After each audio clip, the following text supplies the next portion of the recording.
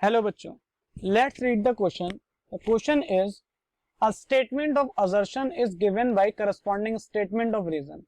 Of the statement, mark the correct answer as the assertion given is dominant allele is an allele whose phenotype expresses even in the presence of another allele of that gene.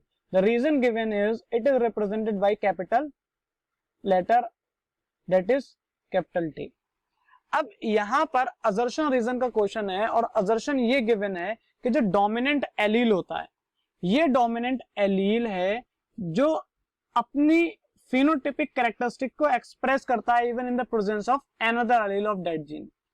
और उसका reason जो given है वो ये given है कि ये represent किया जाता है कैपिटल टी से. तो इस क्वेश्चन को करने के लिए हमें इसके की कॉन्सेप्ट को समझना होगा. If we will know the key concept of this question then we can easily answer it. तो इसका की कॉन्सेप्ट क्या है, हमें यहां पर देखना है कि ये जो जीन होता है ये क्या है. ये जीन है, ये क्या है, बेसिक यूनिट है हेरिडिटी की. तो यहां पर हम लिख सकते हैं it is a unit of heredity. और इसी जीन के अंदर क्या होती है, सारी की सारी इंफॉर्मेशन होती है. इट मींस हेरिडिटी का तो मतलब ये था कि the transfer of characteristics from one generation to another generation. तो ये जो ट्रांसफरेंस हो रहा है ट्रेट का, कैरेक्टरिस्टिक्स का, वो किसकी फॉर्म में हो रहा है, इस जीन की फॉर्म में हो रहा है. ये जो जीन होता है ये बना काय का होता है, डीएनए का बना होता है. क्यों? क्योंकि डीएनए के अंदर जो इंफॉर्मेशन होती है वो होती किसकी फॉर्म में है, इस जीन की फॉर्म में होती है. तो जीन बेसिकली क्या है, एक यूनिट है हेरिडिटी की जिसके पास सारी इंफॉर्मेशन है और जो किसके रूप में है, डीएनए के रूप में है और डीएनए के अंदर ये है. तो बेसिकली जो जीन होती है यही रिस्पॉन्सिबल है सारे कैरेक्टरिस्टिक्स के लिए.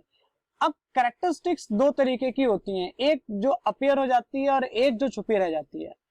ऐसी कैरेक्टरिस्टिक्स जो एक्सप्रेस हो जाती है वो होती कौन से जीन की वजह से, वो डोमिनेंट जीन की वजह से होती है. डोमिनेंट जीन, इस जीन की वजह से कैरेक्टरिस्टिक्स जो होती हैं वो एक्सप्रेस हो जाती हैं. जो रिसेसिव जीन होता है, ये जो रिसेसिव जीन है ये अपने कैरेक्टरिस्टिक्स को एक्सप्रेस नहीं कर पाता, ये उसको क्या कर देता है, छुपा देता है, जिसकी वजह से इसका जो एक्सप्रेशन होता है तो वो नहीं हो पाता. तो डू नॉट एक्सप्रेस, तो ये एक्सप्रेस नहीं होता है.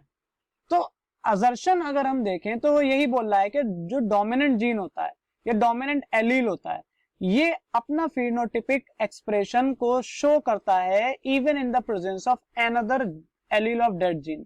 तो असर्शन तो राइट है.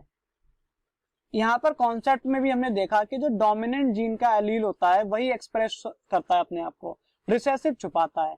तो कॉन्सेप्ट तो क्लियर हो गया कि डोमिनेंट जीन जो होगा वो एक्सप्रेस करेगा और असर्शन भी यही बोल रहा है. लेकिन रीजन की अगर हम बात करें तो रीजन भी करेक्ट है लेकिन कंप्लीटली करेक्ट नहीं है. क्यों? क्योंकि डोमिनेंट जीन को रिप्रेजेंट तो हम कैपिटल लेटर से ही करते हैं. जो डोमिनेंट जीन होता है इसको रिप्रेजेंट कैसे करते हैं, कैपिटल लेटर से, जैसा कि यहाँ पे दिया है कैपिटल टी. और रिसेसिव जो होता है वो स्मॉल लेटर से रिप्रेजेंट करते हैं. तो इसको रिप्रेजेंट करेंगे स्मॉल टी से. तो यहां पर एक चीज तो क्लियर है कि जो डोमिनेंट जीन होते हैं या डोमिनेंट एलील होते हैं इसको कैपिटल लेटर से रिप्रेजेंट करते हैं, रिसेसिव को स्मॉल लेटर से रिप्रेजेंट करते हैं. लेकिन ये करेक्ट एक्सप्लेनेशन नहीं है. एक्सप्लेनेशन तो है लेकिन करेक्ट एक्सप्लेनेशन नहीं है इसका पूरी तरीके से.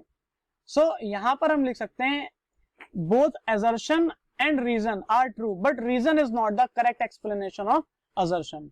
सो इस कॉन्सेप्ट को देखते हुए ऑप्शन बी जो है it is a right answer of this question. That is, if both assertion and reason are true, but reason is not the correct explanation of assertion. So it is the answer of this question. Hope you have understood it well. Best of luck. Thank you.